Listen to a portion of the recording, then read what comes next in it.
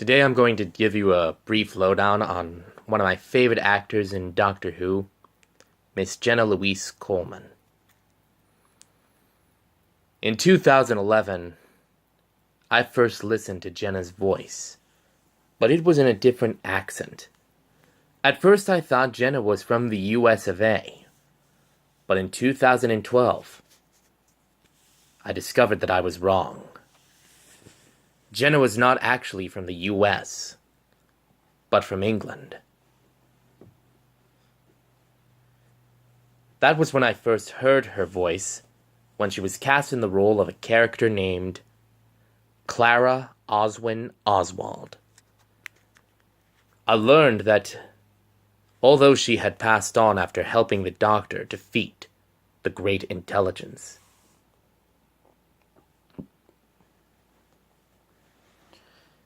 it was revealed in 2013 that the true Clara was still alive.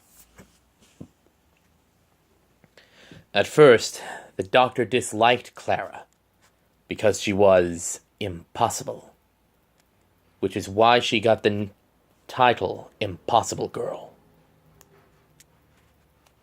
Cosplayers from around the world soon took an interest in the character of Clara. Some began to cosplay as her first incarnation, Oswin, then her second, Clara Oswin, and finally Clara herself. I loved Clara Oswald in Doctor Who. She was one of my favorite characters of all time, from the start of her journey in 2012 all the way to the end in 2015. Jenna knows that as an actor, it's always right to feel sympathy for her fans when they speak about how they felt when Clara said goodbye to the Doctor before she passed, or when she passed. Clara's journey began in the first episode of her story as a companion.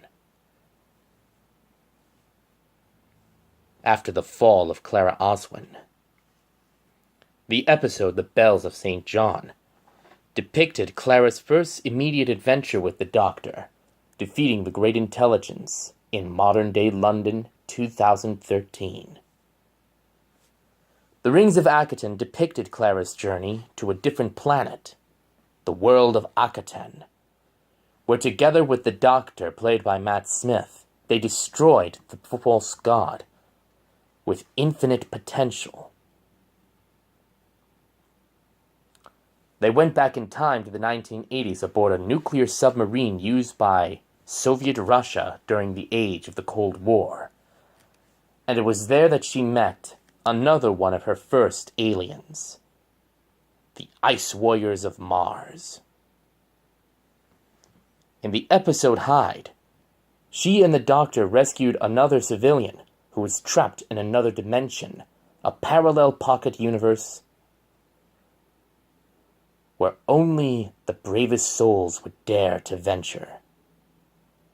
It was then we first got Clara's most funny gig by proclaiming she and the Doctor were the Ghostbusters, a simple little nod to the original film, The Ghostbusters of the 1980s. Later, in Journey to the Center of the TARDIS, the Doctor began to reveal the truth about her. Though those memories faded with time, we would soon learn that the Doctor was correct. Foreshadowing her adventure to help the Doctor destroy the Great Intelligence once and for all.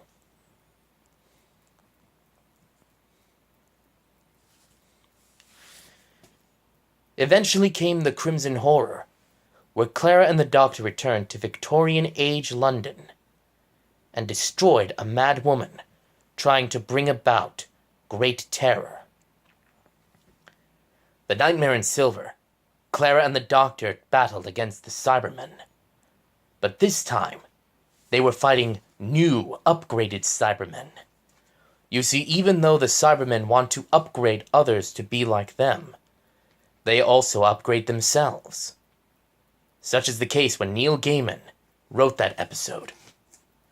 Though it had mixed reviews, it was by far the greatest Cyberman episode ever, and many praised Matt's acting. Then came the name of the Doctor. Although his name was not yet revealed, he tells us that his name is a promise, and that his other self broke it. It was also at this moment that Clara defeated the Great Intelligence once and for all, and restored the damage done to the Doctor's time stream at his tomb. Finally came the name of the day of the Doctor, and Clara helped not just Matt Smith's Doctor, but David Tennant's and John Hurt's find a different way to save Gallifrey rather than destroy it. They also helped humankind and Zygon forge a peace treaty that would last for millennia. Or as long as it could. Then the time of the Doctor. With the planet of Gallifrey saved and placed in a parallel pocket universe, Gallifrey would fall no more. But the Doctor knew that his destiny was close at hand. He would fight his final battle on Trenzalore, but Clara's intervention saved his life yet again, granting the Doctor new regenerations, new incarnations. This resulted in the rise of the 12th Doctor. In deep breath, Clara received a phone call after defeating the clockwork androids in Victoria, London.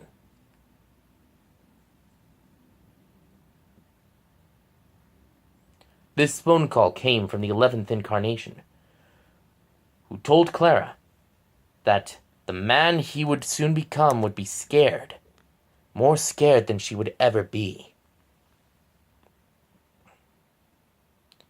Clara decided to take the previous incarnation's words with her until her last dying breath. And into the Dalek, Clara soon came face to face with a math instructor named Danny Pink, played by Samuel Anderson. There they helped a Dalek whom the Doctor named Rusty become a good Dalek and destroy the bad Daleks.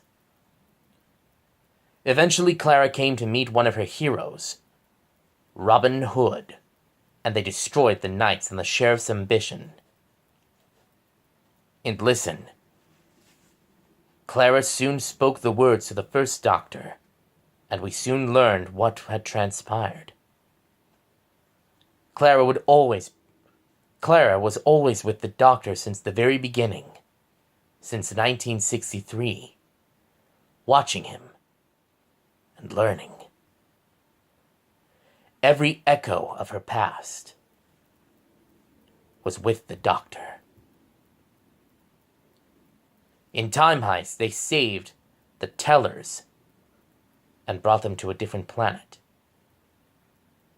In The Caretaker, they defeated the Skovok Splitzer when the Doctor went undercover as a caretaker named John Smith.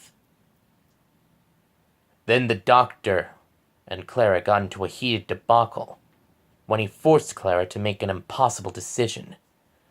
This made Clara very annoyed, and she warned the Doctor if she ever saw him again, she would destroy him. But Danny Pink convinced her to forgive the Doctor, knowing that she was capable of impossible things. In The Mummy on the Orient Express, it was believed it would be Clara's final adventure with the Doctor. But Clara forgave him, and together they continued on more adventures. In Flatline, Clara and Rigsy joined forces with the Doctor and defeated a new alien entity called the Boneless. In Doc Water and Death in Heaven, Clara and the Doctor had to help Danny Pink, who was now cyberfied by Missy, revealed to be the Master in female form, and save the Earth from oblivion, but at a great cost. Danny was gone, and it caused Clara to become far more reckless than before. In Last Christmas, the Doctor and Clara defeated some facehuggers. In The Magician's Apprentice and The Witch's Familiar, Clara, Missy, and the Doctor defeated Davros and his Dalek regime when they spoke of a hybrid. But the Daleks from beneath the sewer were furious. They knew that hybrids could not be part Time Lord, part Dalek. The Daleks would not allow it, foreshadowing the coming of the hybrid. In Under the Lake and Before the Flood, they stopped the ghosts and dispersed the words from Forever, as well as destroy the Fisher King. In The Girl Who Died, Clara, Ashildr, and the Doctor banded together to destroy the Mire. But this resulted in Ashildr becoming immortal. During the events of The Woman Who Lived, Ashildr took up the name Me, whilst Clara remained in modern-day London, taking a much-needed break from traveling with the Doctor. Eventually she boarded the TARDIS, and together they went off more adventures. In the Zygon Invasion and the Zygon Inversion, Clara and the Doctor knew they had to defeat a Zygon revolution and stop full-scale war from occurring across the planet. This resulted when the Doctor spoke a heartfelt speech about war and its atrocities. This resulted in Clara's Zygon doppelganger, Bonnie, to cease the revolution. In Sleep No More, Clara and the Doctor knew there was little time to rest, and they had to face off a deadly new adversary called the Sandmen. Finally came the darkest day of Doctor Who, the fall of Clara. When Clara and the Doctor traveled to Riggsy's home, they found out he was imprinted with a chronolock, counting down to 0. It was revealed to be the work of Ashildr. Ashildr had framed Riggsy for crimes he never committed. Instead, Riggsy accidentally knocked out a Jonas and seriously injured her. This was a plan to draw the Doctor into a trap where the hybrid would be coming.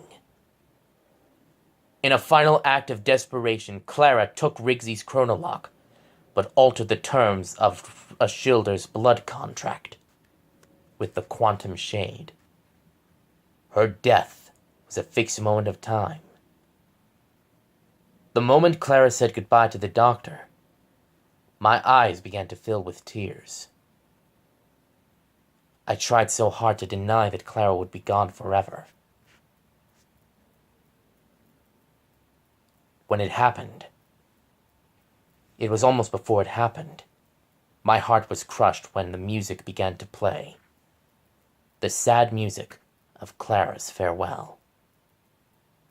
An angry Doctor wanted revenge, and he swore that he would make Clara's murderers pay for what they did.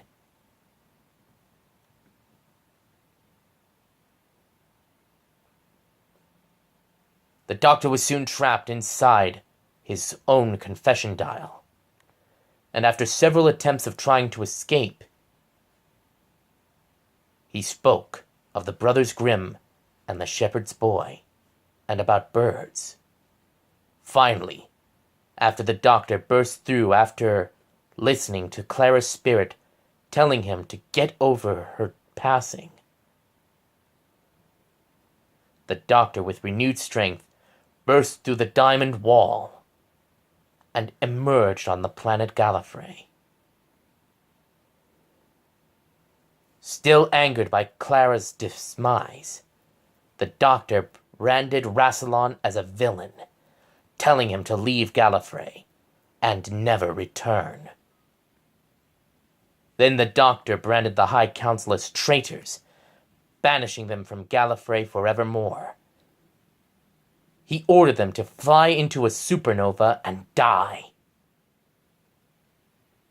Then he released Clara from her appointed death but with terrible side effects. Her heart was not functioning, she was unable to age, but her breathing was only a minor effect. Clara and the doctor quickly ran as fast as they could, down into the cloister room. There they captured a TARDIS and fled to the very end of the universe, where Schilder spoke that the hybrid was not one, but two. It was believed the Doctor was the hybrid. It was also believed Schilder was the hybrid.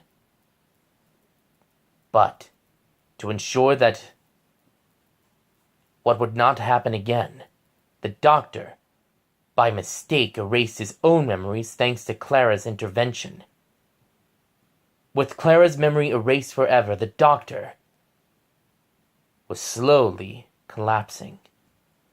Clara quickly signaled a passerby to find him and state that he should look after the Doctor, warning him that he would be upset.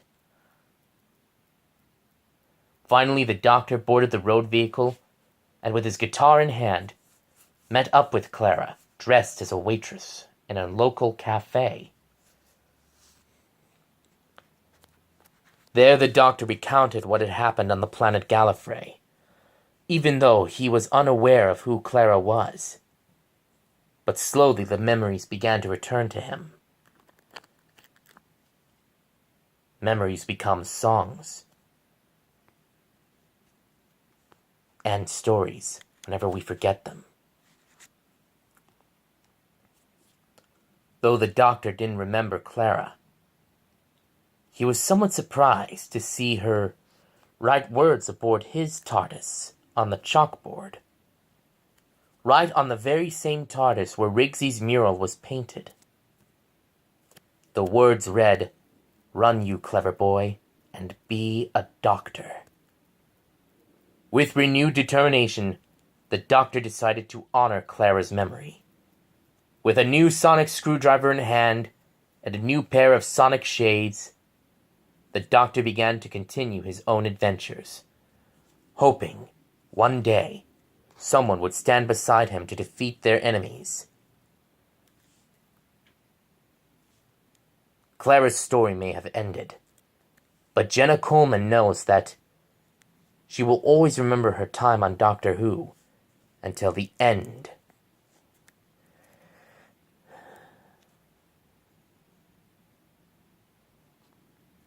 As a fan, I was privileged to know Clara Oswald, but even more so, I was thrilled to meet Jenna Coleman in person. Together we got a picture, and it's now posted on my Facebook. In fact, I think I'll show it to you right about now.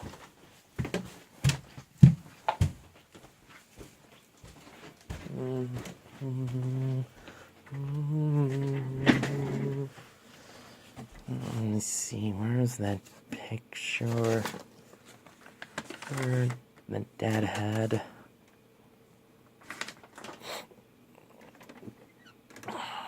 No, it's not it. Well, maybe not. May not know where it is.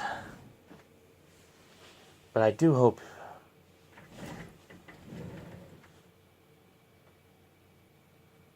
Dad keeps it safe.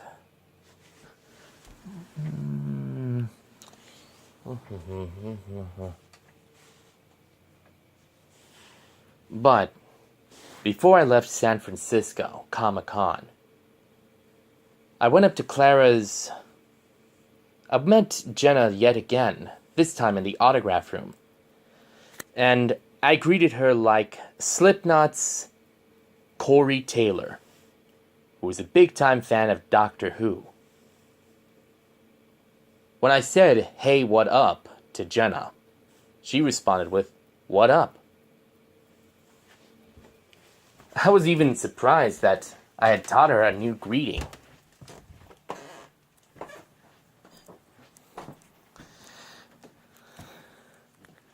You see, kids, even though Jenna is from the UK, you can teach her some new American greetings. And believe me, it's true. Jenna likes being taught new greetings.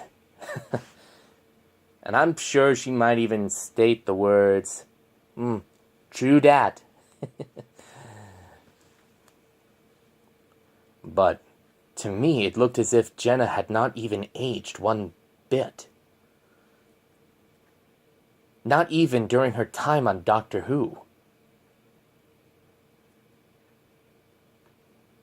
Yet for some time I knew that I had always wanted to meet, arguably, one of the many actresses who still lives on and continues to inspire others. Jenna loved her time on Doctor Who. And even after she left, she would still carry the memories with her. Jenna knows that forging bonds is a prominent aspect. And every time you're in a convention and you see Jenna, make sure to ask her any Doctor Who related question. Believe me, those memories will still remain within her mind.